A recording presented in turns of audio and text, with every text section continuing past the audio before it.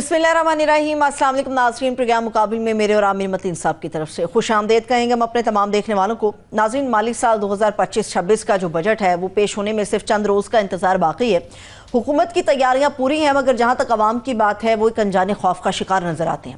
اس بار کیا کچھ نیا ہونے والا ہے، اس کے اوپر بڑی مفصل گفتگو ہم کریں گے، لیکن اس کے ساتھ ساتھ جو ایک عالمی منظرنامہ ہے اس کو ڈسکس کرنا بہت زیادہ ضروری ہے، کیونکہ اس کا براہ راست تعلق اس پورے خطے کے ساتھ جڑا ہوا ہے۔ یوکرین روسی طیاروں کو تباہ کرنے کے بعد اب بات چیت کے مرحلے میں جا پہنچا ہے اور دونوں اطراف سے بات چیت ہو رہی ہے۔ معاہدہ تو فی الحال ایسا کچھ نہیں ہوا، لیکن اہم معاملات ہیں جن کے اوپر اتفاق بظاہر نظر آ رہا ہے کہ ہو چکا ہے۔ لیکن سوال یہی ہے کہ اگر یوکرین اور روس کے درمیان یہ جو جنگ جاری ہے، اگر یہ نہ رکی، موجودہ حالات کے تناظر میں اگر یہ نہ رکی، تو پھر خطے کے اوپر اس کے کتنے دور اثرات مرتب ہوں گے۔ اور پاکستان کی بات ہوگی، اسمبلیال الیکشن کی اور دیگر جو سیاسی امور ہیں ان کے اوپر بھی ہم بات کریں گے۔ عامر صاحب، بجٹ تو ایک مفصل ڈیبیٹ ہے، وہ بھی ہم کریں گے، لیکن اس سے پہلے میں چاہ رہی ذرا انٹرنیشنل اور پھر نیشنل کو جوڑ لیتے ہیں۔ اب یہ جو یوکرین اور رشیا کے درمیان بات چیت ہوئی ہے استنبول کے اندر، لیکن اس بات چیت سے پہلے جو 1 جون کو جو کچھ رشیا کے اندر ہوا، اس سے ایک نیا خطرہ ابھر کے آ گیا اس پورے خطے کے لیے۔ اس پورے خطے کے لیے نہیں، یہ پوری دنیا کے لیے۔ آپ نے بڑا اچھا کیا ہے کہ آپ نے اس ٹاپک کو سب سے پہلے رکھا ہے۔ ہماری سیاست، یہ الیکشن جو ہے، الیکشن یہ مور لیس، اس کے اندر کوئی سسپینس نہیں رہ گیا، سیم اولڈ سٹوری۔ تو یہ جو ہے ایک اس وقت جو ہے بہت دنیا میں اس وقت بہت زیادہ جو ہیں خدشات کی اظہار کیا جا رہا ہے، اور تھرڈ ورلڈ وار کی باتیں ہو رہی ہیں، کیونکہ یہ جو یوکرین نے ایک ٹوائے ڈرونز استعمال کر کے روس کے اوپر جو ہے 1.5 سال کی پلاننگ کے ساتھ تجربہ کیا ہے، اس نے پوری دنیا کی ورلڈ ہسٹری کی جو ماڈرن وارفیئر کی ڈائنامکس کو بدل کے رکھ دیا ہے۔ اب ایک $400 کا ٹوائے ڈرون ہے، اور اس کو انہوں نے کنٹینرز میں رکھ کے 1.5 میں روس کے اندر ہی پہنچا کے، روس کے اندر جو ہے 4,000 کلومیٹر تک جو ہے سائبیریا کے جو ان کی 4 ایئر بیسز پہ کیا، ان میں سے ایک ایئر بیس جو سائبیریا میں بھی تو 4,000 کلومیٹر دور تھی، جو نارتھ میں کی وہ یوکرینین بارڈر سے 1,000 کلومیٹر دور تھی۔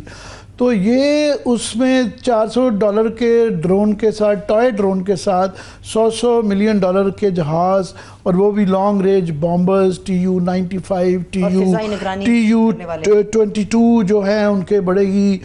یہ اسی کے ذریعے وہ سارا پورا یورپ ان کے دہشت سے ڈرتا تھا ان جہازوں کی۔ اور ان کا نمبر ابھی مختلف فگرز آ رہے ہیں، 20 سے لے کے 10 سے لے کے 41 تک بتایا جا رہا ہے، اور یہ بلینز آف ڈالر، کوئی کہہ رہا ہے $7 ملین کا نقصان ہو گیا، اور مور دین دیٹ، پیسوں کے نقصان سے زیادہ یہاں پہ ایٹ سٹیک ہے روس کی سپر پاور کی ایک ریپوٹیشن۔ یہ تو 3 سال سے معاملہ چل رہا ہے روس اور یوکرین کی جنگ کا، تو ابھی لگتا تھا کہ شاید یہ نبٹ جائے۔ پریزیڈنٹ ٹرمپ نے اس کے متعلق بڑے پازیٹیو قسم کے بیانات دیے کہ جی یہ سلجھنے والا ہے، اور یہ 1 مہینے سے یہ ملاقاتوں کا سلسلہ استنبول میں جاری تھا۔ آج بھی ایک ملاقات تھی، مگر آج کی ملاقات میں اگر کوئی جو امکان تھا کہ یہ معاملہ ٹل جائے گا، وہ اب امکان کم ہو گیا ہے۔ اگلی ملاقات جو ہے انہوں نے کہا جی جون کے مہینے میں ہوگی۔ فی الحال یہ جو قیدیوں کے ایک دوسرے کو واپسی کا 6,000 کے قریب، جی 6,000 قیدی ایک دوسرے کو دیے جائیں گے، 6,000 لاشیں ہیں جو دی جائیں گی، اور جو قیدی ایک دوسرے کے جو ہے سواپ اس کا ہوگا۔ تو فی الحال پہلے جو امید تھی کہ اس طرح کے معاہدے سے پہلے روس اس کو ایک ہائی نوٹ پہ چھوڑنا چاہیے تھا، اور پچھلے ہفتے کے اندر روس نے اپنی 3 سال کی اس جنگ کا سب سے خوفناک ڈرون اٹیک کیا تھا۔ اس کے جواب میں اب یوکرین نے یہ جو اٹیک کیا ہے، یہ ایک تو ظاہر ہے اب یہ جنگ کی توالت کا سبب بن سکتا ہے، دوسرا یہ ہے کہ اس کی جو ٹیکٹیکل نیچر ہے اس سے پوری دنیا کے اندر یہ غور کیا جا رہا ہے کہ ایک سپر پاور روس جو ہے، انہوں نے اپنے جو جہاز تھے، جو لانگ رینج بامبرز تھے، وہ جو بارڈر سے جو جنگ کا میدان ہے اس سے 4,000 کلومیٹر، دیکھیں سائبیریا پیسفک کے قریب جو ہے اپنے ایسٹرن بارڈرز کے قریب یہ رکھے ہوئے تھے، اور وہاں پہ وہ بتایا جا رہا ہے کہ جی 1.5 سال کی پلاننگ کے ساتھ جس طریقے سے کنٹینر کے اوپر یہ بنائے گئے تھے اور این ٹائم پہ ان کو AI کا استعمال کر کے یہ جہاز گرائے گئے ہیں، تو اس کے بعد سے اب پوری دنیا میں اس کے متعلق جو ہے ایک انسیکیورٹی آ گئی ہے۔ ایک تو یہ کہ سب سے بڑا سوال سب سے بڑا یہ ہے کہ روس اس کا جواب کس طریقے سے دے گا۔ کیا وہ اس کے اورشنک میزائل ہیں، یہ بڑی ہی بیلسٹک میزائل ہیں، ان کی 12,000 جو ہے نا کلومیٹر پر آور سپیڈ ہے، مطلب سمجھے 10 گنا جو ساؤنڈ بیریئر ہوتا ہے ساؤنڈ کی سپیڈ سے 10 گنا زیادہ، مطلب یہ منٹوں میں اور سیکنڈز کے اندر پورے، کیا یہ یوکرین تک رہے گی یا نیٹو میں خدشات کا اظہار کیا جا رہا ہے کہ کیونکہ یوکرین کے پیچھے جو ہے نیٹو لڑ رہا ہے تو ابھی تک یہ جنگ جو تھی کیونکہ وہ بارڈر ایریا تک ہی کے ارد گرد محدود تھی، 1-2 دفعہ یوکرین نے ڈرون کے حملے جو ہے ماسکو تک کیے، مگر اتنا زیادہ ڈیپ 4,000 کلومیٹر تک پینیٹریٹ کرنا جو ہے اس کے بعد سے اس کی حیت کیا تبدیل ہوگی کہ نہیں ہوگی، یہ خدشات ہیں۔ پورے یورپ میں اس وقت ایک پینک ہے اور یہاں تک کہ پورے جو ہے یہ ہے کہ کیا جو روس کاؤنٹر اٹیک کرے گا تو اس کے بعد یہ بڑھ جائے گی جنگ، کیا یہ پھر بڑھ جائے گی، اور وہ اگر یوکرین کے کس شہروں میں وہ کرتا ہے، کتنی نیچر کا، کیا روس کے علاوہ روس یوکرین کے علاوہ بھی کیا نیٹو کے ممالک پہ اگر کرتا ہے تو نیٹو کا تو جو آپس میں ایگریمنٹ ہے کہ ایک ملک کے اوپر تصور جو ہوگا، ایک ممبر کے اوپر، وہ سب کے اوپر حملہ تصور ہوگا تو وہ ایکسپینڈ کر سکتی ہے۔ سو ایک ہیجان ہے اس کی وجہ سے۔ برطانیہ نے اپنا جو ہے وہ تقریباً $2 بلین کا وہ اپنے اپ گریڈ کر رہے ہیں، اور جو ان کے پرائم منسٹر سٹارمر صاحب نے وہ کہا ہے کہ جناب ہمیں تیار رہنا چاہیے کسی قسم کی بھی جنگ کے لیے، ہتھیاروں کی تیاری کا انہوں نے اعلان کیا۔ اس طرح ہی نیٹو کے مختلف ممالک، یورپ کے ممالک میں دیکھ رہا تھا یہ جو جرمن چیف آف ڈیفنس ہیں انہوں نے بھی آئندہ کہا ہے کہ 4 سال بعد کے اندر جو ہے نا نیٹو روس حملہ کر سکتا ہے، اور وہ تیاری کر رہا ہے۔ وہ 1500 جنگی ٹینک بنا رہے ہیں اور 4 لاکھ توپ خانے کے گولے بنا رہے ہیں، اور یہ یورپ کو تیار رہنا چاہیے روس کے حملے کی۔ وقت سے بہت پہلے یہ میرا سوال ہوگا شاید عامر صاحب، لیکن میرا خیال ہے یہی مناسب وقت ہے کہ اس میں پوچھا جائے، جتنے کنٹریز اس کی لپیٹ میں آتے جائیں گے تو کیا خدا نخواستہ یہ بات تیسری عالمی جنگ کی طرف بڑھنے والی تو نہیں ہے؟ یہ ایگزیکٹلی یہی والا سب سے بڑا خطرہ ہے کہ روس کی، میں نے کہا ان کی reputation as a super power جو ہے وہ داؤ پہ لگ چکی بھی ہے، تو اس کا کہ ایک چھوٹا ملک یوکرین جو ہے اس کے اتنا ڈیپ پینیٹریٹ کر کے بہت بڑا یہ حملہ کیا گیا ہے، تو اس کا وہ بدلہ کیسے لے گا اور کیا کرے گا، اور وہ اگر لے گا تو اس کے ریٹیلیشن ایک کاؤنٹر اٹیک کرتے کرتے کہاں تک بات پہنچے گی۔ دوسرا یہ ہے کہ اس ٹیکٹک نے کہ آپ ٹوئے اس کے ساتھ 100 ملین کا جو ہے نا جہاز گرا دیتے ہیں ڈالرز کا، تو یہ اس کا اب پوری دنیا میں جو ہے اس کی وجہ سے خدشات ابھر گئے ہیں کہ پورے یورپ میں کسی جگہ بھی یہ ٹیکٹک استعمال کیا جا سکتا ہے کہ ایک چھوٹا سا ڈرون لے کے کسی جگہ بھی پہنچا کے جو ہے، کیونکہ روس کا جو ایئر ڈیفنس سسٹم ہے یہ انڈیا میں بھی S-400 اس کے ایکولنٹ ہمارے پاس چائنیز جو ہے HQ-9 جو ہے وہ 300S کے برابر ہے، تو دنیا میں سب سے زیادہ سالڈ ان کا ایئر ڈیفنس روسی مانا جاتا ہے۔ یہ اتنا چھوٹا ٹوائے تھا کہ اس کے لیے اس کو کرنے کے لیے ٹوائے اتنا بڑا کس طرح سے جہاز کو برباد کر سکتا ہے؟ کیا کوئی اسپیسیفک ایریا کو ٹارگٹ کیا ہے؟ یہ بتایا جا رہا ہے $430 کا یہ ٹوائے ڈرون ہے جو کہ ملتا جاتا ہے، اس کے اندر AI ڈال کے انہوں نے تو بالکل پاس ایئرپورٹ کے لے جا کے روس کے سے ہی اس کو ماسٹر مائنڈ کر کے ریموٹ کنٹرول طریقے سے اس کو ٹارگٹ کیا ہے۔ تو یہ یورپ میں کسی جگہ بھی، دنیا میں کسی جگہ بھی استعمال کیا جا سکتا ہے، اگر یورپ کے شہروں میں بھی یہ ہونا شروع ہو جاتا ہے، اور ہمارے ہاں بھی اس کے وہ ایک اس کے جو یہ انڈیا پاکستانی جو ٹینشن چل رہی ہے جو کہ ابھی جاری ہے، ہمارا ایک ایشو رہتا ہے کہ ہماری ویڈتھ پاکستان کی کم ہے، انڈیا کی ڈیپتھ بہت زیادہ ہے، تو کل کو جو ہے وہ ہمارے ہاں اور ہم ان کے ہاں اس طرح کی ٹیکٹکس یوز کر کے تو دنیا بھر میں جہاں جہاں پہ جنگی حالات ہیں وہاں پہ ٹینشن ہے، تو اس ٹیکٹک نے پوری دنیا کی سیکیورٹی کو ہلا کے رکھ دیا ہے۔ سو یہ ایک تناظر ہے جس پہ ہمیں بھی بات کرنی چاہیے۔ یہ داخلی سیاست تو کرتے رہتے ہیں مگر ہم کوشش کرتے ہیں کہ داخلی سیاست کو خطے کی اور عالمی جو ڈیولپمنٹس ہو رہی ہیں اس تناظر میں دیکھا جائے۔ साबिक गवर्नर सिंध मोहम्मद जुबैर साहब ने हमें ज्वाइन किया। सर बेहद शुक्रिया आपके वक्त के लिए। जी जुबैर, बहुत शुक्रिया आपके ज्वाइन करने का। आपका सबसे ज़्यादा हमें फ़ायदा तो ये होता है कि आपकी जो रेंज है, आपसे इकोनॉमी भी कर लेते हैं, लोकल सियासत भी कर लेते हैं, इंटरनेशनल पॉलिटिक्स पे भी आप गहरी नज़र रखते हैं। मैं ये कह रहा था कि यूक्रेन और जंग की जो एस्केलेशन हुई है इस टैक्टिक के बाद जो हैं, ये इस वक्त पूरी दुनिया में ख़तरात हैं कि ये फैल जाए और थर्ड वर्ल्ड वॉर जैसी बातें भी की जा रही हैं। पूरा यूरोप, अमेरिका जो है उसके ऊपर खदशात कर रहा है कि ये कहाँ जाएगी, जबकि हमारे यहाँ आज किसी चैनल पे मैंने कम ही देखा है इक्के दुक्का के अलावा कि इसको इवन गौर भी किया जा रहा है कि इसकी क्या एप्लीकेशंस हैं। आप कैसे देखते हैं इसको?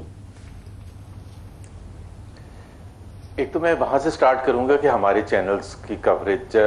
लास्ट वीक, इनफैक्ट 4 रोज़ पहले शायद गाज़ा में एक बहुत ही बर्बरियत वाला वाक़या हुआ।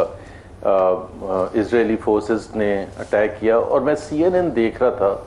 और मैं CNN देख के मेरे आंसू निकल गए थे। मतलब वो भी जिस तरह से डिस्क्राइब कर रहे थे जो जुल्म हुआ है और जो औरतें और बच्चे रो रहे थे। अभी कल दोबारा हुआ है वो जो एड वर्कर्स का,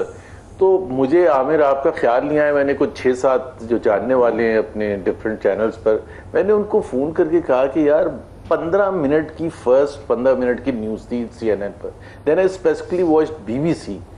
और हमारे चैनल्स जिक्र भी नहीं कर रहे। और ये उस दिन की बात है जिस दिन प्राइम मिनिस्टर ईरान पहुंचे थे। सो आई नोटिस्ड ऑल्सो कि प्राइम मिनिस्टर टर्की भी गए थे और 1-2 और जगह भी गए थे, वहाँ कहीं उन्होंने जिक्र नहीं किया था। लेकिन ईरान में उन्होंने जिक्र किया गाज़ा का, because Iranians obviously wanted to hear him talk about it. तो जाहिर है उनके फॉरेन पॉलिसी एडवाइजर्स ने शहबाज शरीफ को बताया होगा कि ये आपने ज़रूर कवर करना है। बट कहने का मतलब ये है कि ये बिल्कुल ये इतना बड़ा मोमेंट है जिसको मैं तो वो जिस तरह देख रहा था कल रात से और अभी भी थोड़ी देर पहले, वो कहते हैं ना 1941 दिसंबर में पर्ल हार्बर पर जापानीज ने अटैक किया था, तो दैट वाज द पर्ल, ये this is the Pearl Harbor moment. उस वक्त उसके रिएक्शन में पर्ल हार्बर में जो अटैक किया था जापानीज ने, the Americans declared a war the very next day and America was plunged into war. Of course बाकी उनके जो यूरोपियन साथी थे इंग्लैंड वगैरह, वो तो चाहते थे कि अमेरिका इस वॉर में बीच में बिल्कुल डायरेक्टली आए। उससे पहले Americans were not ready. So this is a big big moment for Russia. जैसे आपने कहा कि वो एक सुपर पावर है, अपने आप को कहलाती है सुपर पावर है। 3 साल हो गए इस जंग को, 3 साल से ज़्यादा। फरवरी एंड 2022 में आपको याद होगा इमरान खान जब दौरे पर गए थे मॉस्को, तो उसी दौरान ही हमला हुआ था और उनकी वॉर उस वक्त से। सो रशियंस ने उस वक्त शायद सोचा था कि it will be a matter of days और एट बेस्ट वीक्स, वो यूक्रेन को बिल्कुल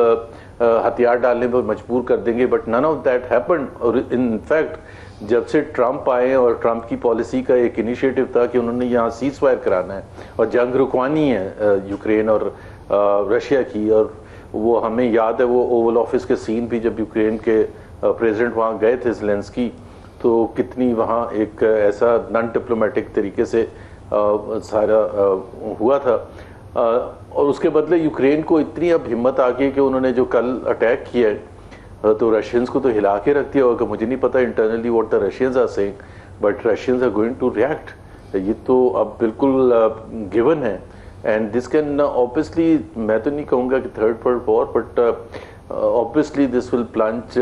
many other countries into it and Europe obviously is directly affected। इस सारे प्रोसेस में आपको पता है जब ट्रंप बहुत ज़्यादा यूक्रेन से नाराज़ नज़र आ रहे थे, बाकी जो यूरोपियन कंट्रीज़ है, European union, France, Germany, England वगैरह सारे जो थे वो यूक्रेन के साथ खड़े थे। बिकॉज अमेरिका ने कहा था कि जी हमने बहुत पैसा दे दिया है और बहुत ज़्यादा सपोर्ट किया है, which is not really beneficial to the Americans, तो वो तो विड्रॉ कर रहे थे। तो that is where the European stepped in, जो आप कह रहे हैं ना जर्मनी के। जुबैर, ये जैसे आपने अभी जिक्र किया कि ये उम्मीद की जा रही थी और प्रेसिडेंट का अपनी कैंपेन के अंदर भी था कि मैं ये जंगें ख़त्म करवाऊंगा, तो अभी जो है हालात कुछ जो है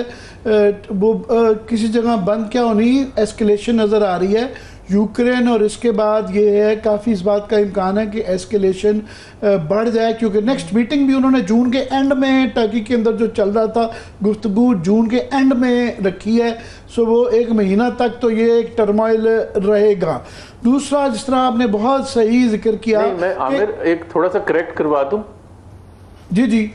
आई थिंक मेरा जहां तक जहन बनता है ये आज इस्तांबुल में हो रही थी ना यूक्रेन और रशिया के दरमियान बातचीत फॉर सीज फायर, तो आज उनकी मीटिंग थी, उसका हुआ क्या मुझे नहीं पता। आज की जुबैर ये हुआ कि मीटिंग, आज की जो मीटिंग हुई उसके अंदर ये पहले इम्कान था कि शायद इसके अंदर कुछ सुलह सफाई की बात हो जाए, और रशियन जो थे on a point of position of strength से करना चाह रहे थे, क्योंकि उन्होंने पिछले हफ्ते में बहुत खुद एक ड्रोन का बहुत बड़ा हमला अपनी 3 साल की जंग में सबसे बड़ा किया था। इसके बाद से अब उनकी सिर्फ प्रिजनर स्वैप का फैसला हुआ और 6,000 के करीब जो बॉडीज़ हैं एक दूसरे की उठाने की वो बात हुई, और अगली मीटिंग उन्होंने कहा है जो इस्तांबुल वाली है जून के आखिर में होगी। सो ये मामला तो भी रुक गया। इस दौरान क्या होता है, टू साहब ने बिल्कुल सही पॉइंट आउट किया कि दुनिया की कॉन्शियंस तो है ही है, हमारी मुसलमान ममालिक की जो है उस तरह ही वो अब जिस तरह हम भी, आपने एहसास दिलाया तो मुझे भी शर्मिंदगी हुई कि हम भी उतनी बात नहीं करते कि वाकई वो खबरें देख के वो रोना आ जाता है। और ये जो डॉक्टर साहबा थी जिनके 9 बच्चे जो हुए, आज उनके खामन भी जो है गुजर गए या शहीद हो गए, तो वो देख के वो होता है, हम उस तरह जिक्र नहीं करते, मगर वो भी मिडल ईस्ट की भी एस्केलेशन जारी है कि अभी ईरान का और अमेरिका की गुफ्तगू अभी उसका नतीजा नहीं निकला, और ये जब तक ये जारी रहती है गाज़ा में जुल्म सितम ये ख़त्म नहीं होता। इवन उसके अंदर एडिशन पाकिस्तान इंडिया की आ गई है, गो कि अभी फ़िलहाल पॉज आया है, मगर वो इंडियंस कह रहे हैं कि अभी जो है हमारा ऑपरेशन सिंदूर ख़त्म नहीं हुआ। सो ये मामला चल रहे हैं। ऐसे मौके पे बेस्ट जो अक्लमंद कौमें या अक्लमंद मुल्क होते हैं वो बैठ के वो कहते हैं कि इनमें से कोई भी एस्केलेट करता है उसकी जो है वर्ल्ड इम्प्लिकेशंस हैं, उसके असरात पूरी दुनिया में जाएंगे। तो उसके लिए सबसे अक्लमंदी की बात होती है कि अपने मुल्क के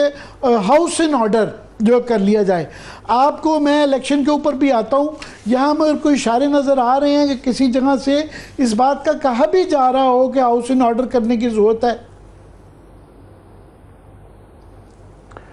नहीं, मेरा नहीं ख्याल है पाकिस्तान में कोई ऐसा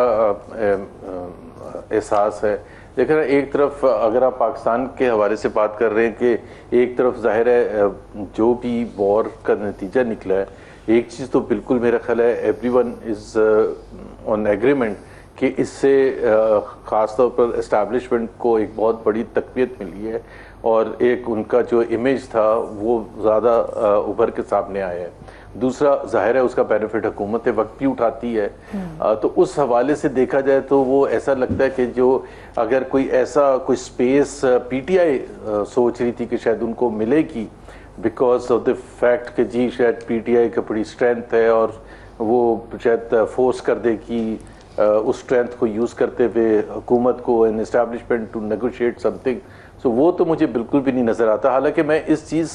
से इख्तलाफ करता हूँ कि हुकूमत को और एस्टैब्लिशमेंट को ये जो अपॉर्चुनिटी, इसको एज एन अपॉर्चुनिटी लेना चाहिए to resolve internal issues, because internal issues तो अपनी जगह वहीं हैं। अगर कोई बैकफुट पर अगर पीटीआई किसी वजह से हुआ है तो वो एक पॉज हो सकता है in this whole conflict between the PTI and the government and the establishment. But वो कोई ये नहीं हो सकता कि जी वो घुटने टेक के इमरान खान मान जाएंगे कि ठीक है जी आप जो कहते हैं मैं करने के लिए तैयार हूँ, वो तो होने वाला नहीं है। सो एक कितने वक्त तक ये ऐसे चलता है ये जाहिर है ना किसी को पता है। मैं जुबैर, हम we can't miss elephant in the room, और एलिफेंट इन द रूम ये समड़ियाल के इलेक्शन है और इस पे नज़रें सबकी आपकी हमारी थी कि इससे क्या हमें कोई इशारे मिलते हैं कि कोई चेंज ऑफ मूड हुई है। तो वो जो पुराना एक तरीक़ाकार था कि उसमें बताया गया है कि नून लीग की जो ऑफिशियल रिकॉर्ड है उसके मुताबिक हिना अरशद साहबा 38,000 से जीत गई हैं और पीटीआई के जो फ़ख्र निशात गुम्मन साहब है 39,000 से दूसरे नंबर पर रहे हैं। पीपल्स पार्टी को राइल जिमा को तकरीबन 7,000 के करीब बिटे हैं। تو گورنمنٹ کہہ رہی ہے کہ جی ہم بڑے ڈنکے کی چوٹ پہ جیتے ہیں، اور پی ٹی آئی جو ہے وہ کہہ رہی ہے کہ جی بہت تشدد کیا گیا اور مسلح افراد پولنگ اسٹیشن پر داخل ہو گئے، آر او کا آفس کنٹینر لگا دیا. تو یہ تو پرانا ہی طریقہ کار ہے، دونوں طرف سے نہیں مانا جاتا. دو چیزیں میں سمجھتا ہوں نہیں آئی ہیں، پھر میں آپ کو اوپینین چاہوں گا.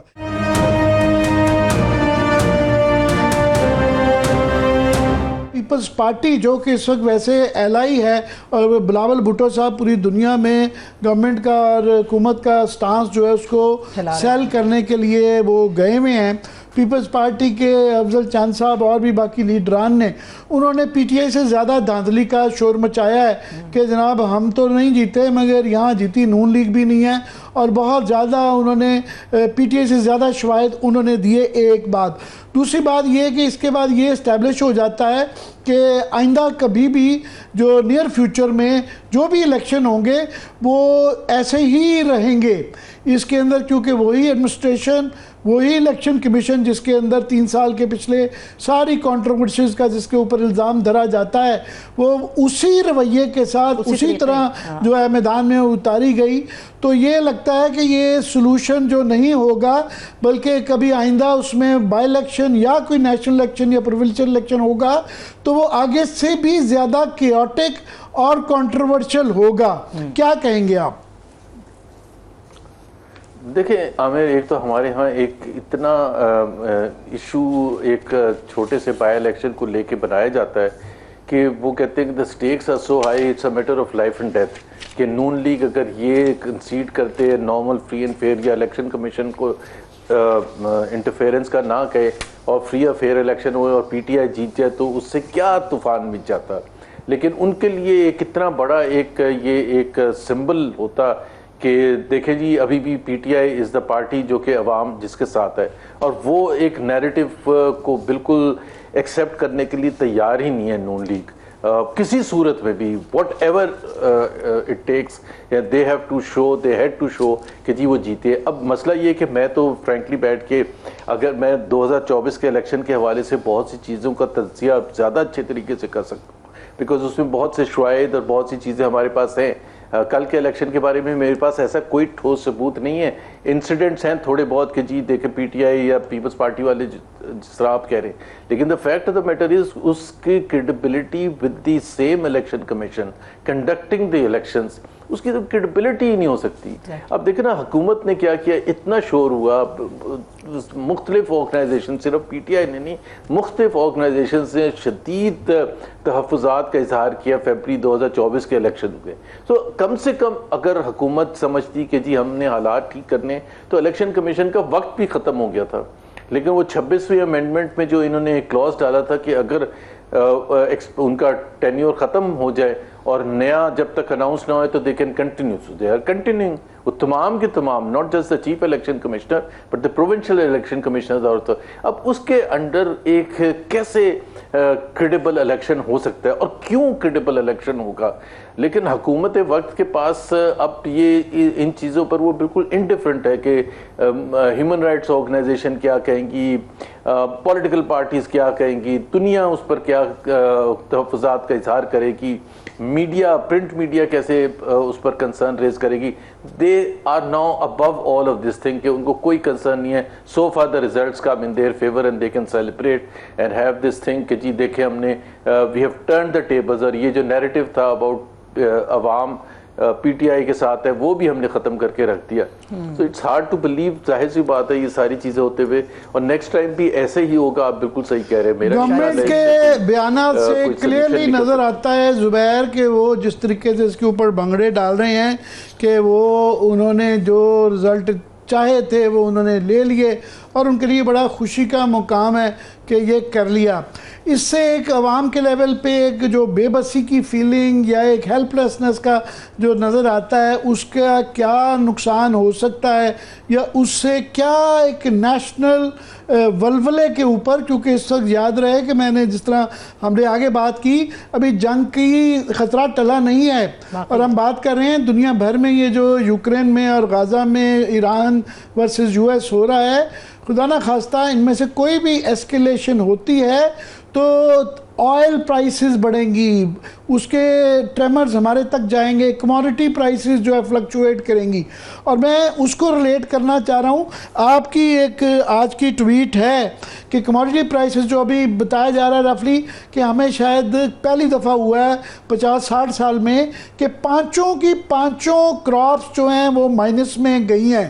اور میں آپ کی ٹویٹ ہی دیکھ رہا تھا آج, آپ نے اس کے اندر وہ دکھا بھی دیں گے پروڈیوسر صاحب کہ کپاس کی جو پیداوار 31%, مکئی کی 15%, گندم کی 9% کم ہوئی ہے ساری,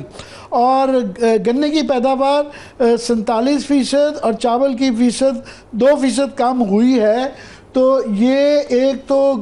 اس سے سٹارٹ کرتے ہیں کیونکہ زراعت میں سمجھتا ہوں سب سے امپورٹنٹ ہے. 40% اس کے اندر ہماری لیبر انوالوڈ ہے, اور کسانوں کے ساتھ 2-3 سال سے کیونکہ یہ ہو رہا ہے اس کا ساری اکانومی بھی اثر آتا ہے. اور ہمارا امپورٹ بل جو آگے آئے گا $10 بلین کا, اور یہ انٹرنیشنل کانسیکوینس جو چل رہے ہیں معاملات, اس کی روشنی میں چاہوں گا اس کو ذرا ایکسپلین کر سکیں آپ.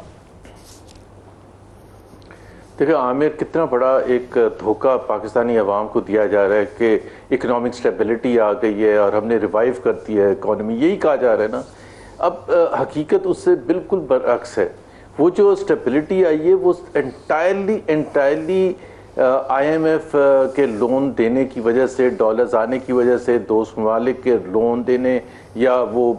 آگے جو انہوں نے دیے ہوئے اس کو آگے بڑھانے کے پوائنٹ آف ویو سے, یا ورلڈ بینک یا ایشین ڈیولپمنٹ بینک اور دوسرے انسٹیٹیوشنز ہمیں جو ڈالرز دے رہے ہیں, اس سے سٹیبلٹی آئی ہے. پاکستان کی پروڈکٹیوٹی نہیں بڑھی. پاکستان کی جو مینوفیکچرنگ سیکٹر ہے وہ ابھی بھی 11 مہینے کے نیگیٹو گروتھ ہے اس کی. جو ایگریکلچر کی آپ نے بات کی ہے اس میں جو ٹوٹل ملا کے, اس میں بھی بائی دا وے وہ میں ایک کمنٹ کروں گا about the numbers and the authenticity of those numbers. So 0.6% growth agriculture کی بتا رہی ہے حکومت ہوگی اس سال. اگر 0.6 وچ از اے فلیٹ, بیسکلی فلیٹ کا مطلب یہ ہے کہ, اور خاص طور پر یہ جو مین آپ نے جو ذکر کیا جن کا ویٹ کا, کاٹن کا, میز کا اور رائس کا, یہ سارے ہماری لائف لائن ہے ہمارے لیے. پاکستان کے جو ایگریکلچر سیکٹر ہے اس میں جو لاکھوں کروڑوں عوام اس سے اس کی انکم پر ڈیپینڈ کرتے ہیں. اب اگر ان کی اتنی بری حالت ہے تو اس کی وجوہات تو ہوں گی نا, اور وہ دیکھنے کی ضرورت ہے کہ نہ آپ کی انڈسٹری گرو کر رہی ہے, نہ آپ کی ایگریکلچر گرو کر رہی ہے, تو پھر سٹیبلٹی کہاں سے آگے. سو ایک تو یہ بالکل کلیئر ہے کہ یہ سارا ایک fake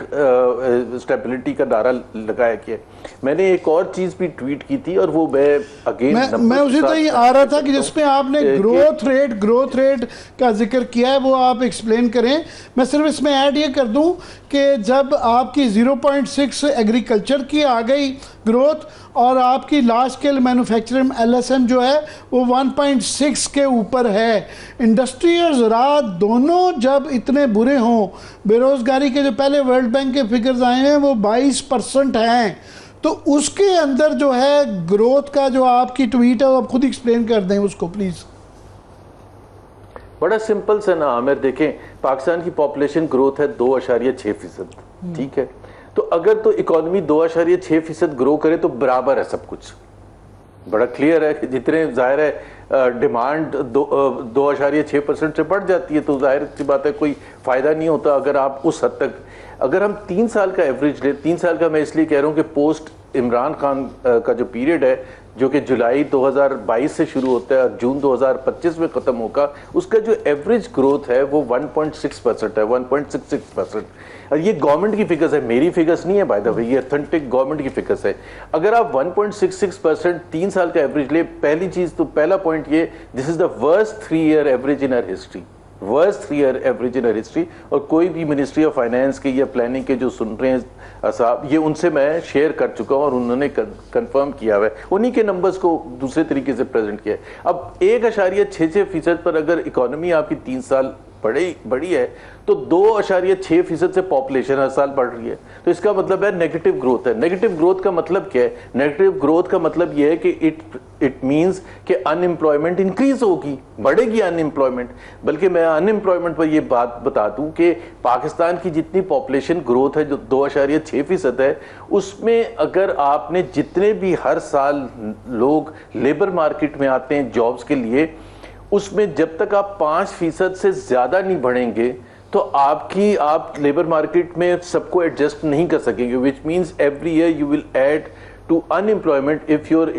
growth is less than 5%, جو کہ ہماری تو 1.66% on average رہی ہے. تو ایک تو unemployment, دوسرا یہ ہے کہ چونکہ وہ انکم میں اضافہ نہیں ہو رہا تو اس سے غربت کی لکیر سے نیچے, جو کہ ایک another very alarm.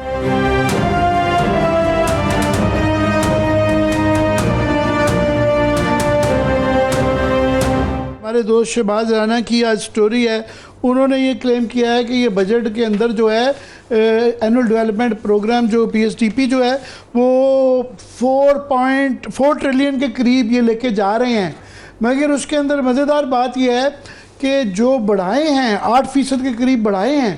مگر جو بڑھائے ہیں وہ 50 بلین جو ایم این ایز کو جاتے ہیں سڑکوں کے ٹھیکے اور ان کو جو رشوت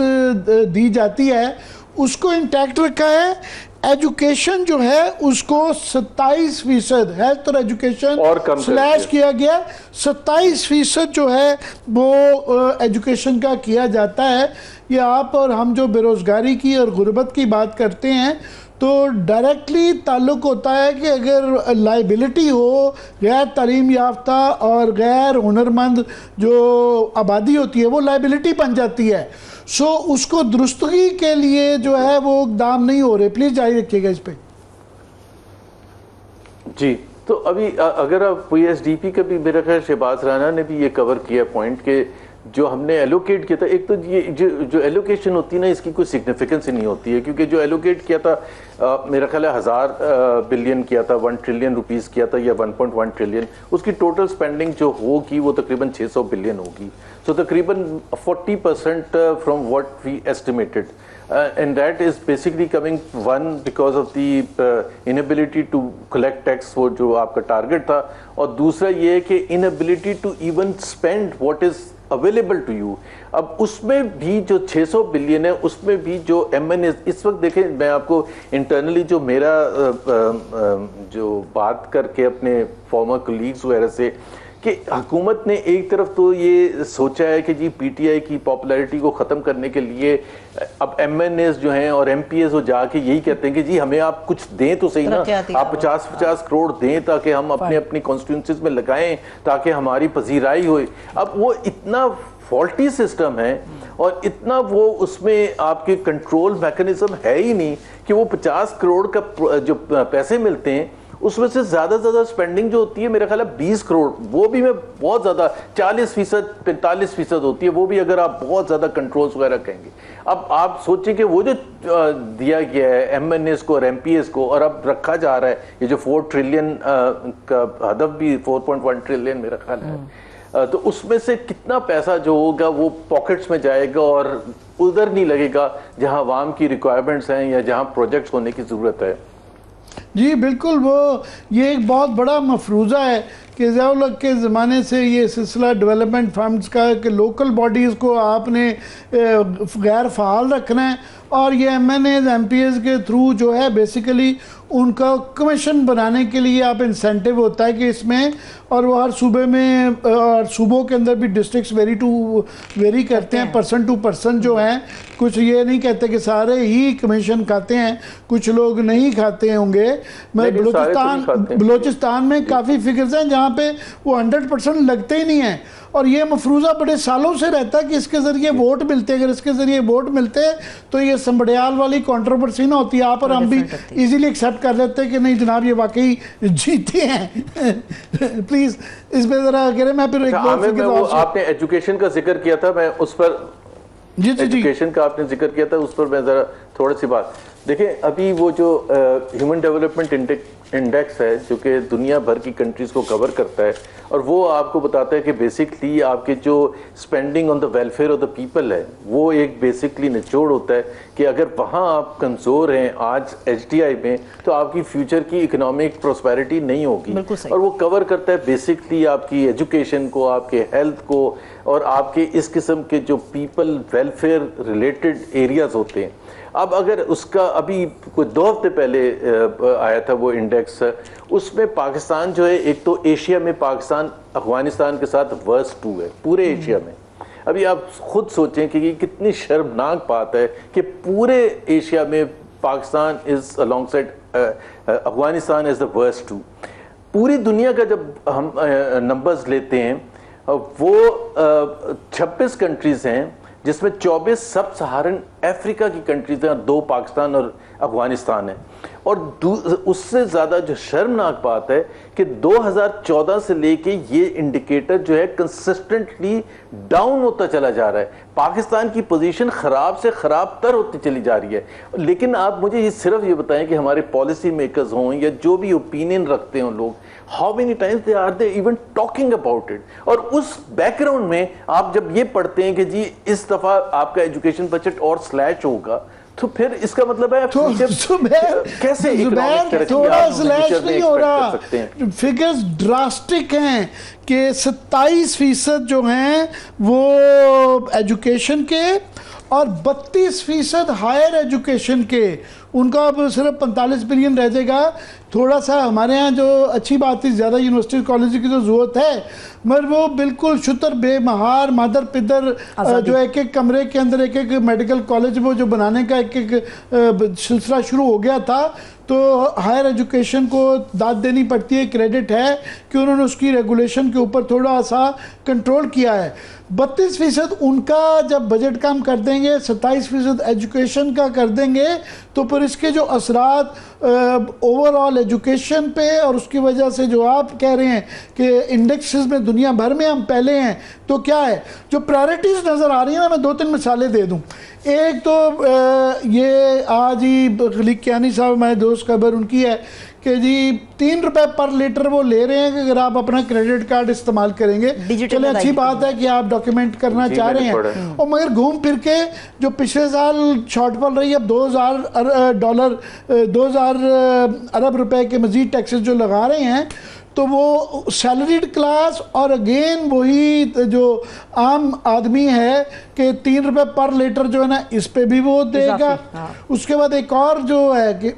فرٹیلائزر, ابھی آپ ذکر کر چکے ہیں زراعت کا کہ جس طرح ہے اس پہ اب فرٹیلائزر کے اوپر بجائے اس کے کہ سبسڈی دیں, کچھ ان کو رعایت دیں, جو پہلے 40% تک ان کو سبسڈی دیتے رہے ہیں, اب اس کے اوپر جو ہے 18% سیلز ٹیکس لگے گا. تو ایک دوسری پرائرٹی. تیسرا جو ہے ایکسپورٹس ہماری, جو کہ بہت بڑی وہ سب سے بڑی ترجیح ہونی چاہیے تھی, اس کے اوپر اب 1% کی بجائے 29% جو ہے نا اس کے اوپر بھی انکم کے اوپر ٹیکس آ گیا ہے. یہ 3 چیزیں جو پرائرٹیز بتاتی ہیں, میں چاہوں گا باری باری پہ اگر آپ روشنی ڈال سکیں.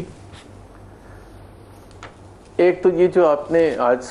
خبر ہے, انفیکٹ وہ ڈان کی تو کور سٹوری ہے ڈیجیٹلائزیشن پر کہ جی حکومت فوکس کرنا چاہتی ہے کہ کیش ٹرانزیکشنز کم سے کم ہوں, اور یہ اچھی ایز اے کانسیپٹ تو بہت اچھی بات ہے, بیکاز ظاہر سی بات ہے that is one way to control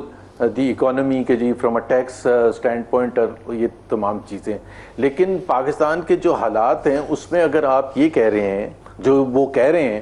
کہ موٹر سائیکل والا جب پیٹرول ڈلوانے جائے گا تو وہ زیادہ پیسے دے گا کمپیئر ٹو ایک مرسیڈیز والا جو کہ جا کے اپنا کارڈ دے گا. یہ تو ایک حقیقت ہے نا. سو آپ, اور اسی طرح سے جب ایک غریب آدمی متوسط طبقے کا آدمی چینی یا آٹا یا گھی لینے جائے گا تو وہ ہی will also pay more because وہ کیش کی ٹرانزیکشن کرے گا. تو آپ ایک طرف ایک الیٹ کے لیے اور ایک ان کے لیے جو کہ افورڈ کر سکتے ہیں, پہلے تو یہ ایک آ رہا تھا آج سے 2-3 سال پہلے کہ جی حکومت اس چیز پر غور کر رہی ہے کہ جی چونکہ سیلز ٹیکس لگتا ہے مثال کے طور پر 18% پیٹرول پر یا چینی پر یا گھی پر, تو ایک غریب آدمی بھی 18% دے رہا ہے اور ایک امیر آدمی بھی 18% دے رہا ہے, تو یہ دس از ویری انفیئر. لیکن اس کا کوئی میکنزم نکل نہیں سکا کہ بھائی یہ کیا ہے کہ جی 1 لیٹر میں ڈلواؤں تو میں میرے لیے بھی اتنا ٹیکس ہے اور ایک غریب آدمی ڈلوائے تو اس کے لیے بھی تھا. It's a unfair system indirect tax کے پوائنٹ آف ویو سے. اب بجائے کہ آپ نے اس کو ٹھیک کرنا تھا, اس کو امپلیمنٹ کرنا تھا کہ کسی نہ کسی طرح سے یہ میکینزم, اگر یہ ڈیبٹ کارڈ اور کریڈٹ کارڈ کے تھرو اگر آپ انکریج کریں گے اور آپ کو سستا ملے گا, جو کہ سب یوز کریں گے, ظاہر سی بات ہے جو بھی طبقہ ہے جس کے پاس credit card A T M کے اوپر بھی جو ہے استعمال کرے گا, ٹیکس بڑھا رہے ہیں, ہر دفعہ نکلے گا اور وہ غریب آدمی کا بینک اکاؤنٹ ہی نہیں کھلتا اور کریڈٹ کارڈ ہی نہیں آسانی سے بنتا, جو ہے 30-40 ہزار روپے جو تنخواہ لیتا میں وہی کہہ رہا ہوں کروڑوں لوگ اس کو کریڈٹ کارڈ بنتا ہی نہیں ہے اس کا. آپ کو دوبارہ کہہ دیا تو میں کنفرم کر بہت شکریہ سر, تھینک سو مچ. محمد زبیر صاحب ہمارے ساتھ موجود تھے, آپ کے وقت کے لیے شکریہ. عامر صاحب تھینک سو مچ. اجازت دیجیے, اپنا بہت سا خیال رکھیے, خدا حافظ.